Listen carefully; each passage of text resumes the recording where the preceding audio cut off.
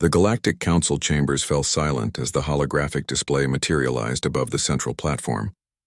Ambassador Krelthax's tentacles trembled involuntarily as the data streams resolved into a sight that defied comprehension. 500,000 human warships emerging from quantum jump points across 17 different star systems simultaneously.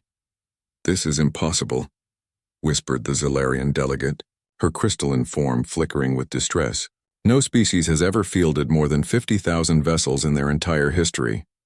Anastasia Chen stood at the command bridge of the flagship UES Defiance, her dark eyes reflecting the tactical displays surrounding her. She had warned them. For 3 years, humanity had pleaded with the Council while the Vrokan Empire systematically glassed human colonies on the frontier. 37 worlds, 8 billion lives. And the Council had done nothing but debate jurisdiction and send strongly worded communiques. Admiral Chen, Luca Romano's voice crackled through the quantum comm from his position leading the 7th Fleet. "All battle groups report ready. The Vrokans are scrambling their defenses, but they're outnumbered 20 to 1 in every contested system." Anastasia's jaw tightened. The Vrokans had made a fatal miscalculation. They had judged humanity by the mere 300 vessels Earth had registered with the Galactic Council. They never imagined that those ships were merely ambassadors, tokens of peace from a species that had spent 3 centuries after achieving FTL travel not in expansion, but in preparation. The secret shipyards of Jupiter's moons, the automated factories in the Oort cloud, the mining operations and systems the galaxy didn't even know humans had reached, all had been working tirelessly. Humanity had learned from its own bloody history. They came to the stars seeking peace, but they prepared for war. "Ma'am, incoming transmission from the Galactic Council," reported Commander Torres. The hologram of Ambassador Krelthax materialized on the bridge, his 6 eyes wide with what Anastasia recognized as fear. "Admiral Chen, this display of force violates 17 treaties. Treaties that didn't protect our colonies." Anastasia interrupted, her voice carrying the cold fury of 3 years of watched genocide.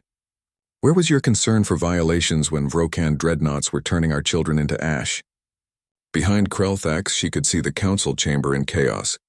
Representatives from 100 species were frantically communicating with their homeworlds. The Altarian delegation was already evacuating. They understood what this meant. Humanity wasn't just defending itself. It was rewriting the entire balance of power in the galaxy. Luca's fleet engaged first. The Vrokans had positioned their proud armada of 2,000 vessels around their core world of Vrokan Prime, expecting a conventional assault. Instead, humanity's ships appeared inside their formation, having performed micro-jumps with a precision the galaxy thought impossible. The battle lasted 17 minutes. "This is Grand Admiral Thrusk of the Vrokan Empire," came the desperate transmission. "We yield. We surrender. Call off your attack." But Anastasia didn't give the order to cease fire. "Not yet. Grand Admiral, you will order all Vrokan forces to stand down across every system. You will evacuate all occupied human territories within 72 hours. Your military installations will be dismantled under human supervision. You cannot dictate terms to the Vrokan Empire. We are members of the Galactic Council." "You were." Luca's voice cut in as his fleet took position around Vrokan Prime's orbital defenses. "The Council failed to protect innocent lives. Now humanity will ensure it never happens again." The true shock came when humanity's vessels began deploying across the galaxy, not as conquerors but as guardians. They positioned themselves around the territories of smaller species, who had been bullied by larger powers for millennia. The message was clear. The age of might makes right in the galaxy was over. Ambassador Krelthax appeared again, this time with the full council behind him. "Admiral Chen, Commodore Romano, surely we can negotiate." "The time for negotiation was when our colonies burned," Anastasia replied. "Humanity offered you peace. We brought trade, culture, and technology. We asked only for the same protection you promised all member species. You failed." She paused, letting the weight of her words sink in. "But we're not conquerors. Any species that wants our protection will have it. Free trade will continue. But if anyone, attacks a defenseless world again, they will face the full might of humanity's true fleet." "True fleet?" The Zalarian delegate's voice quavered. "You mean there are more?"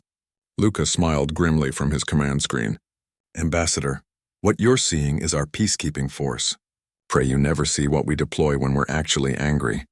The revelation sent another wave of panic through the council. Several species immediately requested defensive pacts with humanity.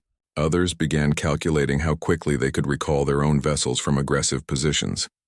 Within 6 months, the galaxy had reorganized itself around a new reality. Humanity, the youngest spacefaring species, had become its de facto police force, not through conquest, but through the simple demonstration that they could, if pushed, deploy a force that could reshape the entire galactic order in a matter of hours. Anastasia stood on the observation deck of the Defiance, now permanently stationed at the junction between Council space and the frontier. Luca joined her, having arrived for their weekly strategy meeting. "Any regrets?" he asked, looking out at the stars. "None," she replied. "We gave them every chance to be better. Now we'll ensure they don't have a choice." The galaxy had learned a valuable lesson about humanity that day. They were not warriors by choice, but by necessity. And when necessity called, they answered with a force that made the cosmos itself take notice. The 500,000 vessels remained deployed, a constant reminder that humanity's patience had limits, and its power seemingly did not.